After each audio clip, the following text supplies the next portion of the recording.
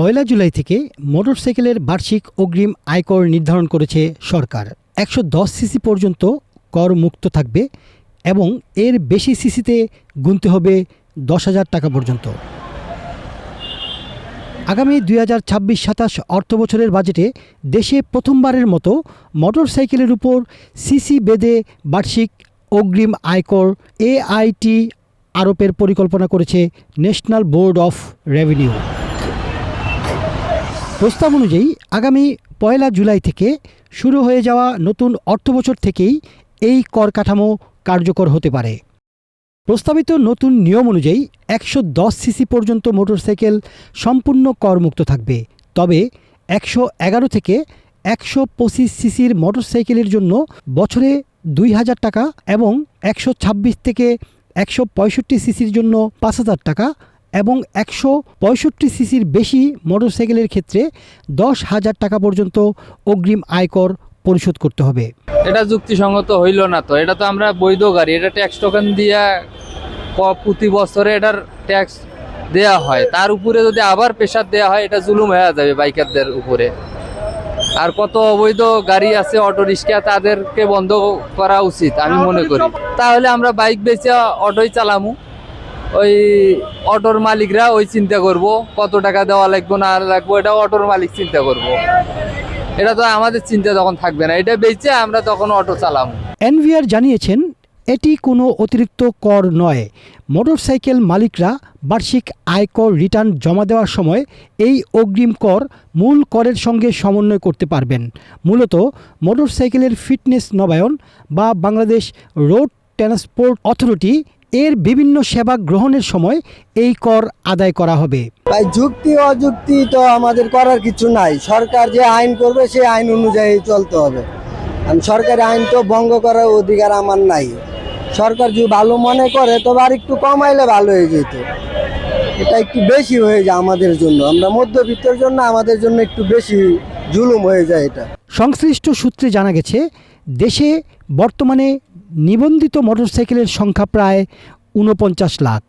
এর মধ্যে প্রায় 38 লাখ মোটরসাইকেল এই করের আওতায় আসতে পারে। সরকারের আশা নতুন এই কর ব্যবস্থা চালু হলে বছরে প্রায় 1,520 কোটি টাকা অতিরিক্ত রাজস্ব অর্জন সম্ভব হবে।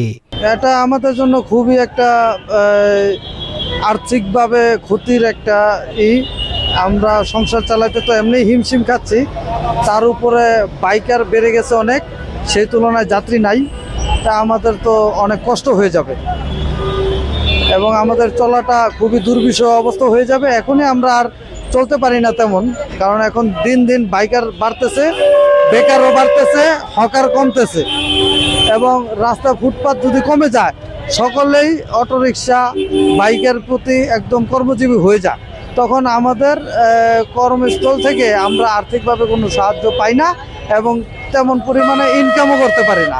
প্রতি 5,000 টাকা যে কর নির্ধারণ করেছে সরকার, এই সম্বন্ধে আপনি কি বলেন? সরকারের যে সিদ্ধান্ত, এই সিদ্ধান্তটা আমার পক্ষে এই বিষয়টার প্রতি আমি একমত না। আমরা মনে করি এইটা সরকারের পুনর্বিবেচনা করা উচিত এবং এই যে 125 সিসির উপরে যে 5,000 টাকা করে করছে, এইটা একটা অযৌক্তিক করা হয়েছে। এইটা আমার প্রয়োজন, আমার মতে হলো যে সরকারের এই বিষয়টা সংশোধন করা উচিত এবং পুনর্বিবেচনা করাই, এবং যারা বাইকার আছে তাদের জন্য বিষয়টা পুনর্বিবেচনা করার জন্য সরকারের ঊর্ধ্বতন কর্তৃপক্ষকে আমি আকুল আবেদন জানাবো এইটাই, যে এই যে নতুন করে যে ভ্যাট বসানো হয়েছে এইটা সম্পূর্ণ একটা অযৌক্তিক একটা বিষয়। মোটরসাইকেলের পাশাপাশি ব্যাটারি চালিত অটোরিকশাকেও প্রথমবারের মতো অগ্রিম করের আওতায় আনার প্রস্তাব করা হয়েছে। প্রস্তাব অনুযায়ী সিটি কর্পোরেশন এলাকায় 5,000 টাকা, পৌরসভা এলাকায় 2,000 টাকা এবং ইউনিয়ন পর্যায়ে 1,000 টাকা কর নির্ধারণের চিন্তা করেছে সরকার। আর জন্য পুলিশ যদি না ধরে, যদি আমাকে ড্রাইভারি লাইসেন্স দেয় তা ঠিকভাবে গাড়ি চলবো রোডে, এই তাছাড়া কি আর কি। লাইসেন্স করে দেয়, লাইসেন্স করে ইন্টিবুক দিয়ে তারপর লাইসেন্স করুক। লাইসেন্স করলেই তো আমাকে আর কোনো না, কোন সময় পুলিশে ধরে 1200 টাকা লাগে, 1400 টাকা লাগে, এতে তো বাঁচলাম। ড্রাইভার লাইসেন্স দিলে এটা আমার সন্তুষ্ট। নতুন এই কর ব্যবস্থাকে ঘিরে সাধারণ মোটরসাইকেল ব্যবহারকারীদের মধ্যে মিশ্র প্রতিক্রিয়া দেখা দিয়েছে। কেউ বলছেন উচ্চ সিসির বিলাসবহুল বাইকের উপর কর আরোপ যৌক্তিক, আবার অনেকে মনে করছেন মোটরসাইকেল এখন অনেকের নিত্য প্রয়োজনীয় বাহন হওয়ায় অতিরিক্ত আর্থিক চাপ সৃষ্টি হতে পারে। এটা একদিক দিয়ে ভালো, যেরকম একটা লোকের তো মনে করেন 4-5টা বাইক আছে, সে কিনে বেচে, হ্যাঁ, এদিক দিয়ে বাইকের সংখ্যা কিছুটা কমে আসবে। হ্যাঁ, যার যার পার্সোনাল একটা থাকবে, বাইক থাকবে, তার প্রতি বছরে সে টাকা জমা দেবে, কর দেবে, এটা ভালো, সরকার ভালো উদ্যোগ নিচ্ছে।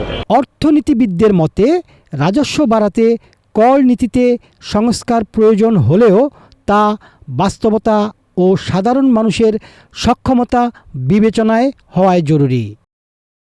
এখন দেখার বিষয় চূড়ান্ত বাজেটে এই প্রস্তাব কতটুকু বহাল থাকে।